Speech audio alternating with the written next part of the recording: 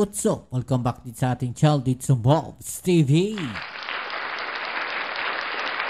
Alright, so tayo nagbabalik mali mga kababayan. At eto na nga, no, Ombudsman Martires mga kababayan, tila bumaliktad na nga ba sa mga Duterte? Dahil ito nga po nga sa balita mga kababayan, no, ito ay parang isang dagok na naman sa mga Duterte, no, dahil ito nga si Ombudsman Martires mga kababayan ay meron pong bagong pahayag, no, na kung saan tila papayagan na po muna nilang matapos ang impeachment, no, bago po ituloy ang kaso ni VP Sara Duterte, no, diyan po sa Ombudsman mga kababayan, no. Ito nga po yung mga kasong kinasasangkutan, kasama na nga po diyan yung kasong pandarambong o yung plunder mga kababayan. Okay, so yan ang ating alamin ngayon at pag-uusapan. Pero syempre bago ang lahat, please don't forget to subscribe, like, share at comment dyan sa comment section at pa-click ang notification bell para ma-update kayo sa mga latest video uploads natin. At shoutouts tayo sa mga bago natin subscribers dyan. Maraming salamat sa inyong suporta. Okay, so wag na natin patagalin to at alamin natin, no, itong mga balita na to at ating gawa ng reaksyon at komentaryo. Let's go! Dumepensa ang ombudsman sa mga akusasyon tungkol sa pag-aksyon nito sa reklamo kaugnay ng paggamit ni Vice President Sara Duterte ng confidential funds. Giit nito, hindi inaagaw sa Kamara ang kapangyarihang mag-impeach. Naghain ng kontra salaysay ang vice kaugnay ng reklamo. At nakatutok si Joseph Moro. Nagsumite na ng kanyang sagot o counter-affidavit si Vice President Sara Duterte sa summons na ipinadala sa kanya ng Ombudsman. Ito ay kaugnay ng reklamo base sa committee report ng Kamara na inihain sa Ombudsman. Kaugnay ng umunima anomalyang paggamit niya ng confidential funds ng Department of Education at Office of the Vice President. Pagkatapos naman ito ay bibigyan din ng Ombudsman ng 10 araw ang Kamara para sa kanilang tugon sa sagot ng Vice President. Ikinagulat ng Kamara ang pag-aksyong ito ng Ombudsman sa committee report ng Kamara. Ikinabahala pa ng ilan na baka makaapekto ito sa impeachment complaint sa Senate Impeachment Court, lalo na kung sakaling i-dismiss o ibasura ng Ombudsman ang findings ng Kamara. Yun na nga mga kababayan, di ba? So medyo to nakakatakot to, no? Dahil sabi nga no iba, makakaapekto daw yan. No, kasi ganito, no? Kung pawawalan sala itong si VP Sara Duterte diyan po sa Ombudsman, no, at sasabihin na walang pandarambong, no, pwede nilang gamitin yan sa Senate na pangdepensa. 'Di ba? Pwede nilang sabihin, no, na sa Ombudsman hindi naman napatunayan, no? Wala nga, no? Hindi kami hindi napatunayan nagkasala si VP Sara Duterte. So ano yung basis ninyo, no, para ituloy yung impeachment? No, ano yung basis ninyo para ma-impeach si VP Sara Duterte? No, actually yun yung nakikita ko dito mga kababayan. Kaya dapat siguro, no, hindi muna aksyonan, no, itong kaso na to ni VP Sara Duterte. Unahin muna, no, parang lumalabas, unahin muna yung impeachment. Parang lumalabas kasi pampagulo rin tong sa Ombudsman. Diba? I-hold muna nila. 'Di ba mga kababayan? Kasi po pwedeng maging magamit, no, yung magiging desisyon ng Ombudsman diyan. No, ng Ombudsman Martires na to, no, pwedeng alam naman natin na yan pong si Martires ay upo, no, ng dating Pangulong Duterte, mga kababayan. 'Di ba? Alagad nila 'yan 'di ba? So posibleng maapektuhan. No, kung mako-corner na yung Senate at talagang kailangan ma-proceed, no, yung impeachment na yan, mga kababayan, ni VP Sara Duterte, no, pwede nilang magamit, no, yung magiging desisyon ng Ombudsman, no, diyan po sa kaso na yan. So, medyo pampagulo, no, itong Ombudsman na to, mga kababayan. Ang nakakapagtaka, bakit bigla nilang inaksyonan? 'Di ba? So, tuloy natin. Pero sabi ni Ombudsman Samuel Martires, kung ayaw daw ng Kamara na may makaapekto sa impeachment laban sa Vice President, bakit daw isinumite ng Kamara ang committee report nito sa Ombudsman? Ang Office of the Ombudsman, pag nakatanggap ng committee report from both houses, from any of the houses, from the Senate or from the House of Representatives, we treat it as a complaint. Di ba? Bakit dito merong forthwith? Yung inaksyon ng kagad ng ombudsman. Tapos yung impeachment ni VP Sara Duterte sa Senate, parang pilit dinidismiss. Di ba? Doon magtataka mga babayan eh. Dito, no? We treat it as complaint. Di ba? Sabi dito ni Martires. So, ibig sabihin, aaksyonan nila kaagad. No, magtataka ka, bakit sa Senado, mga babayan, yung impeachment complaint, hanggang ngayon, pinagdidebatihan pa rin. Diba? So, inaantay nila yung desisyon ng ombudsman para magamit nila sa impeachment ni VP Sara Duterte? Parang gano'n? Diba? Dapat ay hinto muna. No, wag muna yan. No, tapusin muna natin yung impeachment. Then after ng impeachment, isunod natin itong sa ombudsman. Ganun lang naman yun, mga kababayan. Di ba? Hindi po pwede siguro pagsabayin ka agad yan.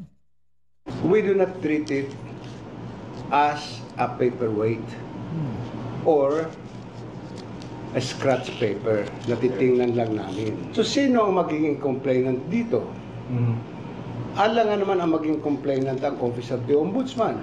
Sinagot ni Martires ang mga akusasyon ng kanyang paggalaw ay dahil appointee siya ni dating Pangulong Rodrigo Duterte sa 2 posisyon sa gobyerno. Ayan na, mga babayan, ha? 'Di ba? Galing na rin sa kanya, 'di ba? Appointee siya, no, ng dating Pangulong Duterte.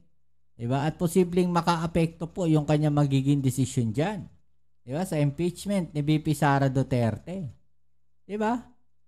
Hindi ko naman ikinahihiya.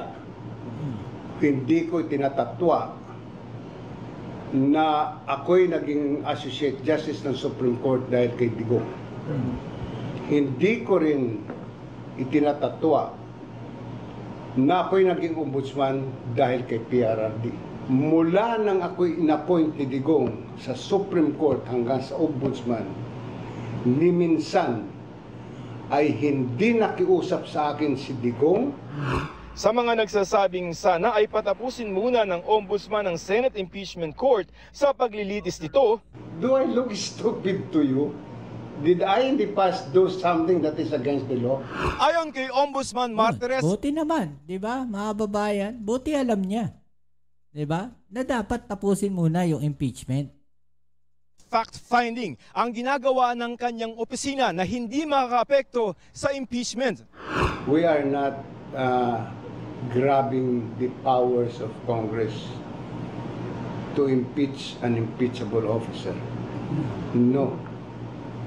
Neither are we trying to supplant the findings of the House of Representatives with respect to the impeachment complaint of the Vice President. We are not going to dismiss anything.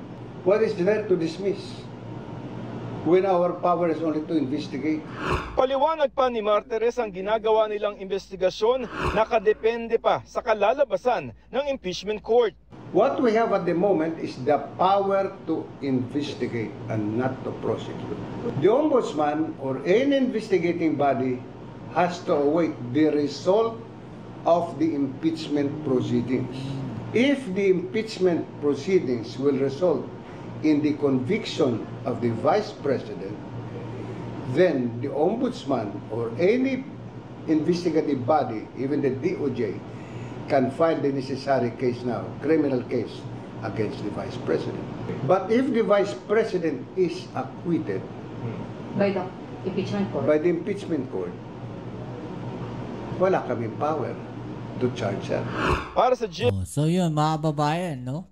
So antayin pa rin nila yung desisyon, no, ng impeachment court, mga babayan, no? Tila nababawasan na nga ng kakampi, no? Ito nga sila VP Sara Duterte, mga babayan.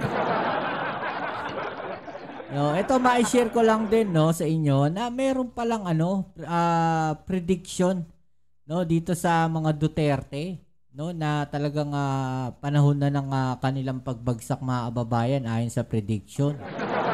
No? Pero ito pa yung isang balita mga kababayan na tignan muna natin to isang balita na to mga kababayan na siguradong sasakit ang ulo na itong mga to no lalo na sa kaso ni VP Sara Duterte yung impeachment mga kababayan. Dahil eto no Muntinlupa RTC 204 pinagtibay ang desisyong absuelto no si dating Senator Laila De Lima sa kanyang kaso mga kababayan. No, dahil nga etong si Senator Laila De Lima mga kababayan no ay tatayong isa no sa mga abogado no diyan sa prosecution no laban po sa impeachment ni VP Sara Duterte o laban dito kay VP Sara Duterte. No, medyo matindi-tindi to si Senator Laila De Lima at isa sa kanilang kinatatakutan. Di ba mga kababayan? Delikado sila diyan. Parang ano to return of the comeback ni Senator De Lima, no? O, tuloy natin tong balita na to. Isa sa magpapanginig, no, dito sa depensa nila VP Sara Duterte sa kanyang impeachment, mga kababayan. Okay, tuloy natin to dahil siguradong madidikdik sila nito, mga kababayan. Pinagtibay ng Muntinlupa Regional Trial Court Branch 204 ang nauna nitong desisyon na absuelto si dating Senadora Laila De Lima sa kasong may kaugnayan sa illegal drug trade sa New Bilibid Prison. Kasunod nito ng pag-remand o pagbalik ng Court of Appeals 8th Division sa desisyon ng RTC noong Mayo. Sagot dyan ng Muntinlupa RTC, sapat na ang pagbawi ng testimonya ni dating Bureau of Corrections Officer in Charge, Rafael Ragos, para pagtibayin ang nauna nitong desisyon na ipawalang sala si De Lima at ang dati niyang driver na si Ronnie Dayan. Sabi ng Muntinlupa RTC, kung wala ang testimonya ni Ragos, walang sapat na ebidensya para i-convict ang mga akusado. Tumestigo noon si Ragos na isa siya sa mga nagdala ng nasa 10 milyong piso sa bahay ni De Lima sa Parañaque. Ang naturang pera nang galing umano sa Bilibid Drug Trade para magsilbing campaign fund. 2022 nang bawiin ni Ragos ang testimonya at sinabing tinakot lamang siya. No. Sa isang Facebook post, nagpasalamat si De Lima sa naging desisyon ng Muntinlupa RTC Judge. Ilang beses man daw siyang subukang patahimikin, hindi daan niya mabubura ang katotohanang lumabas na. Yun, mga kababayan, di ba? So ito, nakasulat dito. Lakihan lang natin ng konti mga kababayan para mas mabasa natin to ng maayos, no? Wait lang, ayusin natin to. Okay. Okay, so ayan mga kababayan, nakasulat po dyan, no? Pahayag ni Representative-elect Laila De Lima sa RTC Muntinlupa Branch 204 decision na pinandindigan ang judgment of acquittal June 27, 2025 mga kababayan, no? So last week lang to. Friday. Vindicated numerous times and yet they are relentless in trying to silence me. No? Pilit daw siyang pinatatahimik mga kababayan. But no matter how hard they try, they cannot erase the truth nor undo what has already been revealed in the light of justice. Diba? I thank Judge Abraham Alcantara for his steadfast adherence to justice by upholding his earlier ruling of acquittal. Ito lang yata ang kaso sa Pilipinas na kailangan ulitin ng West ang mga pag-render o promulgate ng judgment of acquittal. I hope and pray that this is the last nail in the coffin of this most expensive frame-up in the Philippine history. No? Pinakamahal daw na frame up sa Philippine history, mga kababayan, dahil grabe yung milyon. Diba? At yan na raw yung huling pako, no? Doon sa coffin na yun, mga kababayan, no? Patuloy po tayong maninindigan para sa hustisya, reforma at para sa mga kapakanan ng mga nasa laylayan. Hindi po nila tayo napigilan noon, hindi po tayo mapipigilan ngayon. Nakatindig pa rin tayo, sama-sama po tayo para sa isang mas makatarungang Pilipinas na may pananagutan ang mga nasa kapangyarihan. Okay? So, eto mga kababayan, no, ang sinasabi dito ni Congresswoman na, no, Laila De Lima ng ML Party List mga kababayan. No, na nagtataka siya. 'Di ba? Parang first time daw po na nagkaroon ng kailangang ulitin yung judgment ng acquittal ng korte mga kababayan. Yeah, so ano masasabi niyo diyan? I-comment na lang po sa ibaba niyo mga opinion at atin yung pag-usapan. Alright? So muli, kita-kits tayo sa ating next video upload. Maraming salamat sa lahat ng mga patuloy na kasuporta dito sa ating channel. Shoutouts tayo sa mga bago natin subscribers dyan. Kita-kits tayo sa ating next video upload. Ito muli ang inyong Kuya Mobs sa Mobs TV. Peace. I'm out.